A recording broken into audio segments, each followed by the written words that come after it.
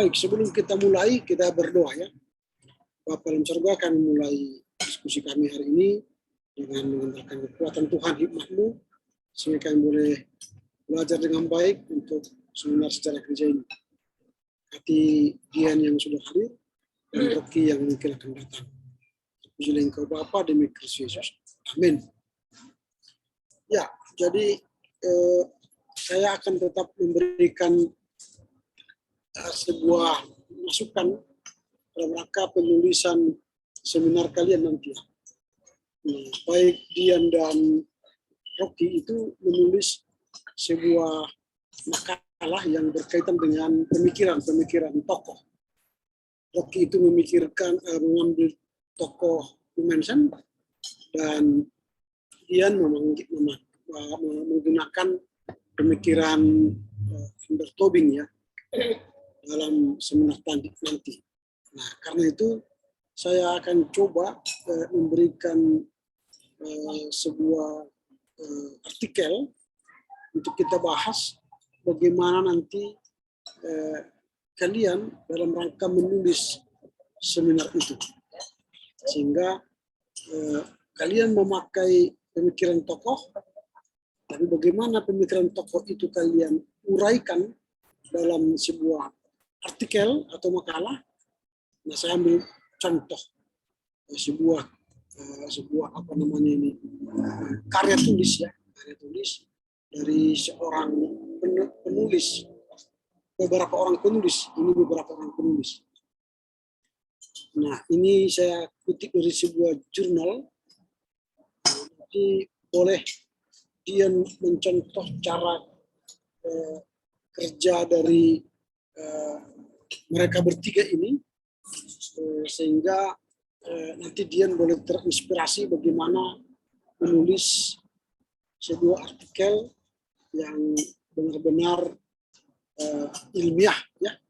Ini sambil contoh misalnya peran Kiai Ibrahim Tunggul Ulum sebagai misionaris di Tegalembo, Pati pada abad ke-18, perspektif postkolonial.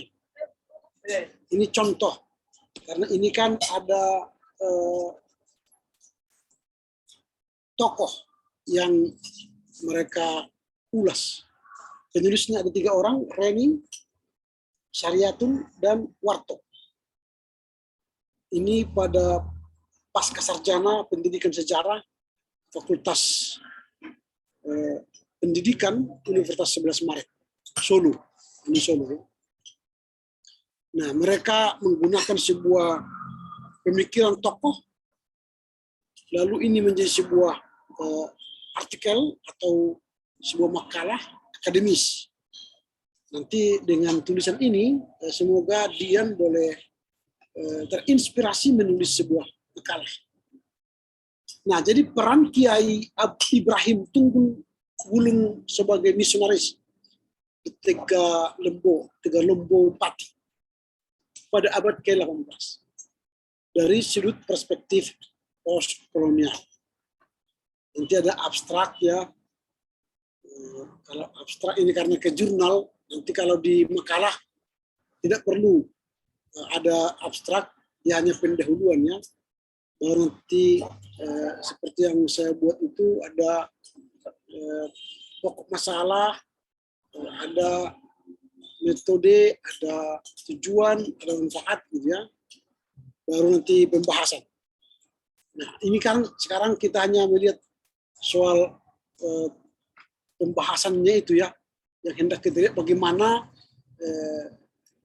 mereka mengurai pemikiran seorang tokoh Kiai Ibrahim tadi, sehingga ada yang menjadi sebuah diskursus, sebuah kajian dari sudut postkolonialisme.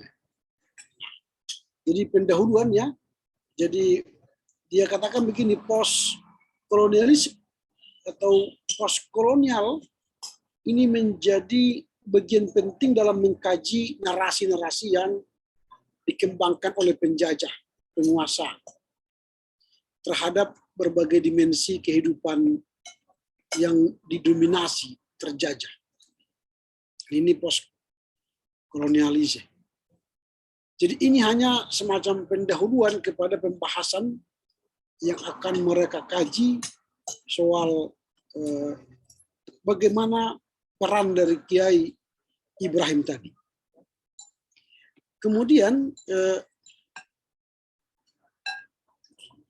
dia menyampaikan kan ini kan sebenarnya ini yang seharusnya ya telaah postkolonial itu. Lalu disebut juga bagaimana kajian Edward Said dalam orientalisme, bagaimana praktik diskursif digunakan. Lalu dia menyampaikan orientasi pertumbuhan wacana dan konstruksi narasi timur yang dibuat Barat mengarah pada peminggiran pribumi dalam relasi kuasa. Ya. Jadi dalam kolonialisme itu bagaimana pemikiran Barat itu selalu meminggirkan pribumi. Nah, sekarang itu yang terlihat pada waktu itu. Lalu bagaimana Barat begitu sulit untuk melihat sebuah perjalanan sejarah dari Kiai Ibrahim, lalu mereka benar-benar terlihat secara imajiner ya dari perspektif Barat. Nah, ini dalam pendahuluan. Kemudian penulis itu menulis realitas. Bagaimana realitas tersebut telah menunjukkan kekuatan teks menjadi penting dalam mendomestifikasikan wacana. Artinya mendomestikkan, jadi didomestikkan ya supaya lebih menjadi bagian dari kita. Ini dalam pendahuluan. Lalu setelah itu kita lihat dulu mereka membahas soal kolonial ya, dan kolonial nanti baru membahas post kolonial. Lalu bagaimana Kiai Ibrahim Tunggul Wulung dalam pelaksanaan misionarisnya, lalu bagaimana kiprahnya Kiai Ibrahim Tunggul Wulung di Tegalombo Pati itu. Nah, ini pendahuluan. Nah, setelah dia memberikan latar belakang tulisan mereka itu, lalu maka dia katakan begini, berdasarkan latar belakang tersebut, maka membicarakan ulang peran Kiai Tunggul Wulung sebagai figur psikologis yang berkontribusi dalam membangun Kristen Kejawen menjadi perlu. Nah, jadi di pendahuluan ini tampak bagaimana penulis dari makalah ini, artikel ini, hendak memaparkan bagaimana peran dari Kiai Ibrahim Tunggul Wulung sebagai figur psikologis yang berkontribusi dalam pengembangan Kristen Kejawen menjadi perlu. Artinya nanti begini, dia kan akan menulis bagaimana pendeta Andar Lumban Tobing, kepemimpinannya ya, kepemimpinan pelayanan pendeta Andar Marisitua Lumban Tobing, suatu kajian historis praktis terhadap kepemimpinan pelayanan pendeta, serta implikasinya terhadap perkembangan jemaat di pelayanan GKP. Ini yang mau hendak kau tulis. Nah, sekarang tentu ada latar belakang bagaimana pemikiran ini kamu gali dari sebuah fakta sejarah, bagaimana kepemimpinan secara umum, lalu bagaimana kepemimpinan Andar, dan sehingga memperbincangkan ulang kepemimpinan Andar itu penting di GKP sekarang. Nah, itulah seperti ini contohnya bagaimana peran dari Kiai Ibrahim Tunggul Wulung ini perlu dikaji ulang untuk melihat bagaimana secara psikologis kontribusinya dalam pengembangan kekristenan Kejawen di Pati misalnya. Nah, ini jadi nanti bagaimana Dian menunjukkan bahwa kepemimpinan Andar Tobing itu perlu dibicarakan ulang atau perlu dibahas ulang supaya itu nanti menginspirasi kepemimpinan pendeta di GKP. Nah, contoh begini. Nah, tadi ini kan peran Kiai Tunggu Bulung. Lalu penulis yang 3 orang ini tadi, yang ini ya, Reni, Dikawati, dan Saryatun, dan Warto, mereka bertiga ini, si Reni dan Warto itu, mencoba melihat ini, studi postkolonial sebagai perspektif analisis figur Kiai Ibrahim Tunggul Wulung. Jadi melihat peran daripada Tunggul Wulung itu, mereka kaji dari perspektif analisis postkolonial. Jadi mereka mau melihat bagaimana figur Kiai Ibrahim Tunggul Wulung ini dari studi postkolonial. Kamu nanti misalnya melihat kepemimpinan Andar Tobing itu dari sudut mana? Apakah dari sudut pandang postkolonial, atau dari sudut pandang kepemimpinan Batak, atau dari sudut pandang Alkitab? Sebenarnya kepemimpinan Andar Tobing itu dari berbagai perspektif kau lihat, sehingga nanti ada sumbangsi pemikiranmu kepada GKPI. Maka kepemimpinan Andar Tobing dari sudut postkolonial atau dari sudut pandang biblis atau etis, begini. Nah, itu. Nah, sekarang kita ambil contoh postkolonial. Orang ini, si Reni tadi dan si Warto dari Saryatun itu hendak melihat figur Kiai ini dari sudut postkolonial. Nah, apa itu postkolonial? Postkolonialisme merupakan turunan dari filsafat postkulturalisme sebagai dasar perkembangan. Jadi dari filsafat poststrukturalisme, struktur ya. Jadi kolonialis itu kan pakai struktur.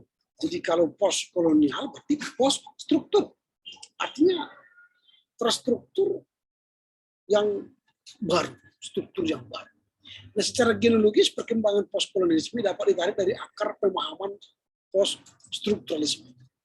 Ya, secara reflektif, poststrukturalisme merupakan penyempurnaan dari paradigma strukturalisme yang cenderung memperhatikan jaringan struktur, yaitu relasi dalam struktur, kan relasi. Dan kecenderungan memposisikan individu sebagai subjek agensi. Nah ini. Lalu strukturalisme banyak dipengaruhi oleh Ferdinand de Saussure, kemudian Claude Lévi-Strauss, Roland Barthes, dan Umberto Eco. Lalu memposisikan sebagai penanda hubungan dan sebagai fakta otonom yang tidak memiliki hubungan keluar subjek. Sedangkan postkolonial dengan tokohnya Jacques Derrida, Lyotard, Jean Baudrillard berkaitan dengan bahasa pengetahuan dan perubahan budaya. Artinya Reni dan teman-teman melihat postkolonialisme sebagai suatu teori ditandai dengan munculnya karya Edward Said mengenai orientalisme. Nah, yang intinya di sini hendak disampaikan oleh penulis bahwa mengkaji peran dari Kiai Ibrahim itu dari sudut kolonialisme, postkolonialisme. Sehingga mereka mencoba dulu menjelaskan apa itu postkolonialisme. Nanti kalau dia misalnya hendak melihat kepemimpinan Andar Tobing dari sudut teologis, maka bahas dulu kepemimpinan secara teologis. Kalau dari sudut etis, nanti baru bahas dulu kepemimpinan secara etis. Kalau kepemimpinan secara postkolonialis, maka bahas dulu kepemimpinan postkolonialis itu bagaimana. Itu yang saya maksud. Sama seperti Rocky nanti. Kalau misalnya kiprah Momensen itu hendak dibahas, lalu bagaimana cara pandang, sudut pandang kiprah Momensen itu? Dari sudut mana mau dilihat? Bagaimana kiprah misi Momensen Tanah Batak itu? Apakah dari sudut pandang kolonialis nanti mau diurai, atau dari sudut sejarah, atau dari sudut biblis dan sebagainya. Tapi kalau si Rocky sudah menentukan sudut pandangnya dari tinjauan historis praktis. berarti nanti Rocky harus mengurai apa itu tinjauan historis praktis. Nah, sama seperti ini dia memilih studi postkolonial, maka di paragraf ini dia menjelaskan apa itu postkolonial. Nanti kalau misalnya Rocky membuat kiprah momentum dari suatu tinjauan historis kritis, maka di sini nanti jelaskanlah historis kritis itu apa. Kalau si Dian misalnya hendak melihat kepemimpinan itu dari sudut pandang biblis, jelaskanlah kepemimpinan itu dari sudut pandang biblis. Nah, kira-kira seperti itu caranya. Baru nanti, kalau itu sudah kalian jelaskan, baru masuk kepada biografi Kiai Ibrahim Tunggul Ulung. Nah, kalau kalian nanti menjadi biografi dari pendeta Andar Tobing. Nah, kalau si Rocky menjadi biografi dari Dr. I.L. Nommensen. Begitu cara menulisnya nanti. Lalu mulailah kalian menjelaskan siapa itu Andar Tobing, siapa itu Nommensen. Sama seperti si Reni, Sarayatun, dan Warto ini menjelaskan siapa itu Kiai Ibrahim Tunggul Ulung. Nah, mereka jelas kalau di sini. Siapa itu? Lalu mereka jelaskan satu persatu nanti apa karya-karya dari Kiai Tunggul Ulung. Nah, baru pembahasan berikutnya ialah apa peran Kiai Ibrahim Tunggul Ulung. Nah, sama seperti nanti si Rocky di sini apa kiprah? Apa kiprah dari Dr. I.L. Nommensen? Sebaliknya dengan si Dian Kartika, apa kepemimpinan Andar Tobing itu apa? Nah, itu yang harus diurai. Jadi nanti si Dian itu menulis di sini apa kepemimpinan sini? Kepemimpinan Dr. Andar Tobing. Nah, di situ sehingga uraian dari makalah kalian benar-benar bernas. Nah, ini kan misalnya contoh si Reni dan si Warseto ini menulis peran dari kiprah dari Ibrahim Tunggul Ulung ini.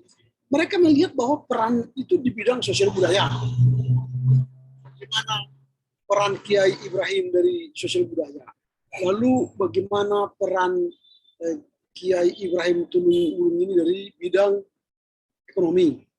Lalu di bidang setelah di bidang ekonomi, di bidang keagamaan. Lalu di bidang itu hanya bidang ekonomi, bidang keagamaan, bidang budaya. Mereka uraikan. Lalu setelah itu baru penutup. Nah, penutup dimulai dari kesimpulan. Lalu setelah itu saran daftar pustaka. Nah, itu. Jadi itu cara menyusun makalah sejarah. Saya ulangi ya, karena tadi Rocky baru muncul, baru datang, baru bergabung dengan kita. Di awal tadi sudah saya jelaskan bahwa dalam rangka mempersiapkan seminar, bahan seminar kalian di semester pendek ini, karena kalian judulnya hampir sama saya lihat, bagaimana kiprah Nommensen, lalu si Dian Kartika dari bagaimana kepemimpinan Dr. Andar Tobing, ini hampir sama. Lalu saya cari artikel yang hampir mirip dengan ini, supaya bisa menginspirasi kalian. Maka saya temukanlah ini dari sebuah artikel, ini artikel di jurnal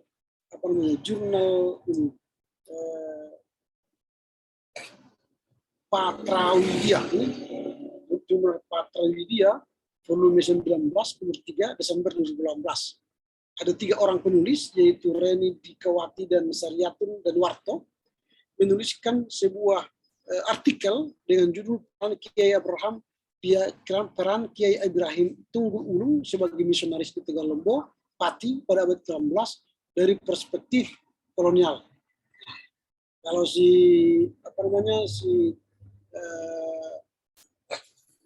si Rocky dari perspektif historis kritis kan. Nah kalau si Dian itu dari tinjauan historis praktis. Nah tinjauan historis praktis. Nah kalau itu pemikiran kalian, jadi hampir sama dengan tulisan Reni ini. Bagaimana peran Kiai Ibrahim Tunggul Ulung itu sebagai misionaris di dalam Bupati. Nah dimulainya lah dari pembahasan setelah pendahuluannya.